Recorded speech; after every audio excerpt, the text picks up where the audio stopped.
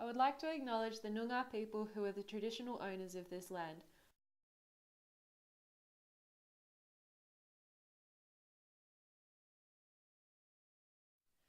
Colloquially known as Brexit, the withdrawal of the United Kingdom from the EU presents a distinct and unique challenge to the region. Born from domestic electoral promises of then Prime Minister David Cameron, the call for a referendum exploited Britain's historically strained relationship with the EU. Although this is so, the UK's withdrawal was a notion that few actually anticipated coming into fruition. In this discussion, I will explore the Vote Leave Brexit campaign and its arguments, as well as the Stronger in Remain campaign and its espousal of regional and multilateral relations. Further, I will discuss the result of the June referendum through the social, economic, environmental and political lenses. It is necessary to acknowledge that given the temporal proximity of the issue at hand, these likely consequences are hypothesised, primarily predictions of what Brexit's agenda would present when implemented. In the second half, I will explore the role of the European Union as a multilateral institution, its position within the context of the regionalisation of Europe and its historical relationship with the UK. To summarise, I provide an insight into how other EU member states have responded to the British withdrawal from the EU and how it may have implications for regional strength. Brexit historiography and its geopolitical context can be viewed through varying international relations theories, including regionalisation, globalisation, and multilateralism. Regionalisation, as defined by Hetney, is the spontaneous processes of region formation by different actors, state or non-state. It is a contemporary transformation of world order. Although difficult to pinpoint, Bertucci and Alberti define globalisation as increasing and intensified flows between countries of goods, services, capital, ideas, information, and people. The European coal and steel community was established as a means to prevent devastation similar to that of World Wars I and II. The initial aim was to achieve economic interdependency with an understanding that integration with neighbouring countries would result in states being less likely to engage in conflict. Building on that, the Schuman Plan of 1951, implemented by the ECSC, established a treaty that united heavy industries under common management, providing the transparency required to prevent another outbreak of war. The ECSC was a foundation of the European Economic Community, arguably an example of early regionalisation and the beginnings of what is now the EU. The 1957 Treaty of Rome created the European Economic Community, also known as the Common Market. The treaty advocated for free mobility of people, goods and services throughout cooperating regions. In 1968, EEC members abolished Articles 13 and 14 of the Treaty of Rome, which ended custom duties on trade. Joint control over agriculture and food security resulted not only in further economic integration, but also a surplus in produce. In 1973, Denmark, Ireland and the United Kingdom joined the EEC. Critics were harsh towards European integration as many felt that Britain's economy, national health service, welfare and education far outweighed Europe's, and integration was largely insignificant for British populations. In 1986, the single market concept was introduced, and in 1993, under the Maastricht Treaty, the single market was achieved with the introduction of the currency euro.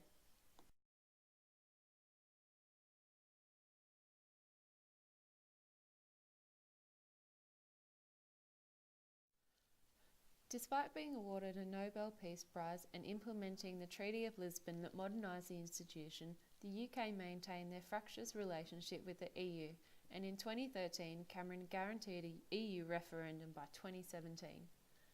On 23rd of June, the referendum swung the way of UK withdrawal, suggesting a weakening of EU regional influence. The Vote Leave campaign was endorsed by well-known political figures including Boris Johnson, Nigel Farage, Michael Gove and even Donald Trump. Their created image of the world has realist connotations in that their agenda is largely defensive and protectionist. The argument was centred around issues of the British financial contribution to the EU, out-of-control immigration in the wake of the migrant crisis, lack of sovereign control under EU representation, and the inability to negotiate their own international agreements. Brexit campaigners reached out to the libertarians, the nationalists, the realists and the populists. Many argue that the EU is no longer important to the UK, while others tout immigration as one of the dominant issues of the campaign. Perhaps Brexit was a long time in the making, and we'll investigate this further. The Stronger In campaign was supported by an overwhelming number of individuals, groups, unions and corporations, with many believing that the loss of association would be far greater than the gaining of national sovereignty. The main argument for the Remain campaign was highlighting the societal consequences that would be faced should the UK rescind its membership from the EU. Things like the potential deportation of EU citizens living in the UK and vice versa, a reduction of foreign investment, the depreciation of the sterling, and little to no access to the single market were justification for many to remain in the EU. Remain campaigners acknowledged the necessity for reforms of certain structures such as security, however argued that this could be achieved through regional cooperation rather than isolation. It was not a landslide victory in favour of Brexit. 51.9% in favour of withdrawal does the job, but it's not an overwhelmingly successful figure. An analysis of the results conducted by YouGov shows an emergent pattern in the demographics of the voting population. The polls indicate that younger citizens with higher levels of education were more likely to vote Remain, whereas older citizens with lower levels of education evidently voted for withdrawal. It may be argued that the younger British citizens maintain more reasons for remaining within the EU in terms of single market access, employment opportunities, and mobility throughout the region. Further, regional analysis suggests that geography also substantiates voting patterns. Urban areas including London, Manchester and Brighton, and also the majority of Scottish voters supported Remain, whereas rural areas including Yorkshire and more than half of the Welsh voting population backed Brexit. The results don't really match the preceding data, however, as Dubrescu and Durack indicated, the people of Britain have never really indulged in the opinions of their elites. The greatest impact Brexit will have is on the United Kingdom's immigration policies. As outlined previously, Brexiters voted leave because it offered the best chance for the UK to regain control over immigration and its borders. Another social consequence that will result is the demographic division caused by the referendum itself, the young versus old, social class versus social class, and north versus south. Further, the restriction of mobility throughout the region will have a lasting effect on the UK's interaction with other European states. The economic impact is already being felt by the United Kingdom with the depreciation of the sterling underway. The most notable of economic consequences is a reduction in foreign investment as both EU businesses and workers leave the UK.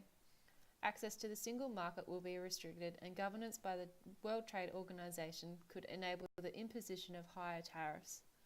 The economic uncertainty of Brexit negotiations will reduce expenditure that will only weaken the British economy.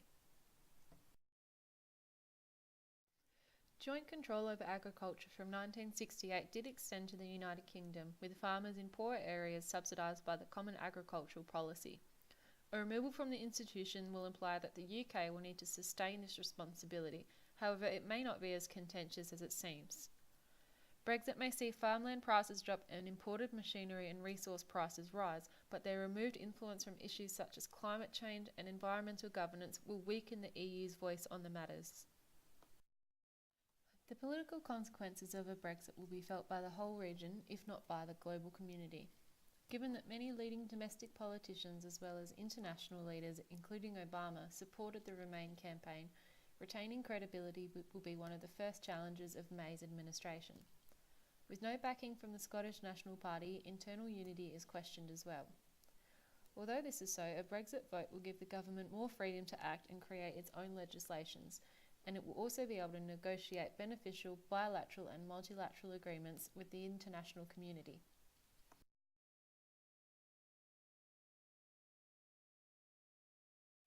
The European Union represents the politico-administrative process as well as the mobilisation process of regionalisation. Through the politico-administrative process, the EU can be viewed as an object of a governmental reform. Regionalism was not the primary goal of the initial member states following the Second World War. However, as sovereign priorities were abandoned in favour of the transparency that common management provided, a region emerged. As we see today, it could be argued that the EU has largely ignored the individual needs of its member states so as to create a geopolitical area represented by the region, and not individual states representing areas of the region. We can draw comparisons between the mobilisation process and the EU single market. As the institution developed through the Cold War era, industrially, economically, agriculturally and socially, more and more European states saw the benefit of being part of such an organisation. This from-below adoption of regionalisation was strategic. The states saw the potential opportunities stemming from such integration, and as a result, regionalisation achieved its ultimate from-above goal of the EU region as a governing body. It appears coercive, but it can also be mutually beneficial. Individual states reap the rewards of strategic interdependency through regionalisation at a cost of state sovereignty, and the constructed institution that represents the symbolic territory grows in strength and influence. Regionalisation is the integration of states to a governing power, and the withdrawal of the UK is the first instance of an explicit rejection of the region's influence. Britain is Europe's awkward partner. As Oliver highlighted, the UK's membership has always been a means to an end. Not the EU end of closer union, but an end of the enhancement of British wealth and power. In fact, the relationship between the UK and the EU is often referred to as the living definition of Euroscepticism. In opposition to notions of regionalisation improving states' international relationships, it was the UK that strongly detested the adoption of the single currency based on the fact that financial and political development supporting it had not yet been adopted. Further, emerging victors from two bloody conflicts with a reinforced sense of national pride, the EU's vision of Europe as a peace system was not shared by the British. Although that is so, both the Conservative Party and the Labour Party understood the potential and opportunities within a European economic community. More recently, the UK economy has strengthened while the Eurozone has suffered as a result of financial and migrant crisis. Brexit campaigners have identified emerging markets that are restricted by EU legislation, and UKIP leaders have exploited the weaknesses within the free mobility movement as a challenge to domestic political and societal security. The UK and EU relationship has always been uncertain, and the latest referendum reflects a change in national priority from economic strength to defensive strategy. I've chosen to include a brief comparison between the EU and ASEAN to reinforce the application of the above regionalisation definitions, as well as to emphasise the EU as an institution that remains ambivalent to the national agenda of its member states. While both organisations promote peaceful integration, differences are evident in their internal structures. ASEAN is often seen as weak and inefficient compared to the EU. However, their policies of non-interference in domestic matters has garnered success in terms of state satisfaction with the organisation. Further, by not yet integrating economically in similar fashion to the single market, ASEAN and its geopolitical sphere avoided the ripple effect consequences suffered by the EU following the financial crisis. While both undergoing the processes of regionalisation, the outcomes are strikingly opposed. I argue that this fact reinforces the idea that regionalisation is unintentional, and that the outcomes reflect the dominance of either from above politico-administrative processes or from below mobilisation processes. Although many EU member states advocated for Britain to remain in the EU, the challenges faced by the region in recent years have resulted in a notion of Euroscepticism. The concept is self-explanatory in that it is a product of regional crises where unification and interdependency under the EU functionality has not prevailed. In similar fashion to Brexit, a distrust towards the EU single market has emerged, and many member states, including the Netherlands and Greece, are beginning to campaign for more protectionist agendas that undermine the regionalisation process and regionalism that the EU has exerted since the end of the Second World War. The UK is one of the EU's largest economies. Further, as one of the largest contributors with a net contribution of £8.5 billion in 2015, or 12% of the budget, the UK has set a precedent for other dissatisfied member states to potentially follow suit and opt out of the multilateral organisation. Although this is so, evidence suggests that the UK is also one of the smallest beneficiaries of EU spending, implying that they are not as reliant on this spending as smaller member states. Despite this, the Vote Leave campaign was fueled by increased populist and Eurosceptic sentiment, not for economic reasons, and given the current challenges faced by the geopolitical area such as the migration crisis, Brexit could have implications on the entire region, not just its internal environment. While levels of trust in the EU decline in the face of fiscal and social challenges, Dubrescu and Durack argue that it is not regional integration that is under threat, but more so the structure that the EU represents. If this can be altered to reflect individual national priorities, it could indicate a reintegration of dissatisfied European states. It is still too soon to gauge the direction that the UK-EU relationship is heading in.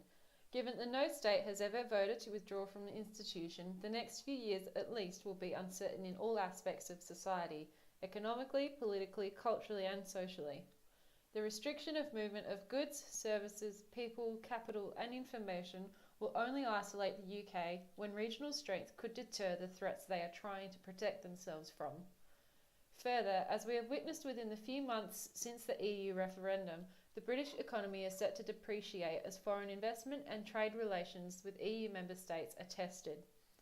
The response from other EU countries has been less than ideal in relation to the institution's strength, with more and more member states considering a similar opt-out. Contrarily, many EU states supported sustained UK membership to the organisation. However, they did acknowledge that the internal structure focused heavily on collective representation rather than needs and agendas of sovereign nations. This presentation, therefore, is a means to identifying the declining regionalisation process that is now occurring in Europe following the official intention of withdrawal of the UK from the EU.